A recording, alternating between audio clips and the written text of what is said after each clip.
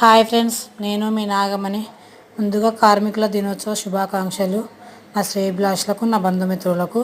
ఇక్కడ నేను బియ్యం కాకుండా వేరే పప్పులన్నీ వేసుకొని అయితే దోశ చేస్తున్నా.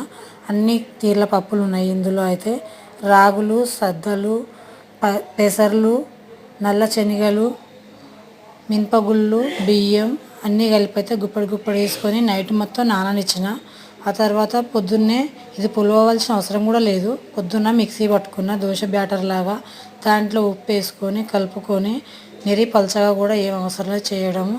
నేను దోశ పెంక వేడయ్యాక దోశ వేసుకొని మీదంగా ఆనియన్, కొంచెం పచ్చిమిరపకాయ, నా కాడ కొంచెం అంత అయితే పన్నీర్ ఉండే పన్నీర్ వేసుకున్న. పన్నీర్ అయితే మీ ఆప్షనల్, ఉంటే వేసుకోరు లేకుంటే లేదు. వేసుకుంటే చాలా బాగుంటుంది కూడా. పన్నీర్లో మటన్ తినే వాల్యూస్ అన్నీ ఉంటాయి కాబట్టి షేర్ చేసి సబ్స్క్రైబ్ చేసి కామెంట్ చేయండి ఫ్రెండ్స్. ఇలా ఒకసారి చేసి చూడండి. బియ్యం కాకుండా అన్ని పప్పులతోటి నేను కొర్రలు, అరికలతోటి కూడా దోశ ఎలా వేయాలో ఒకసారి ట్రై చేసి చూపిస్తాను మీకు. షేర్ చేయండి.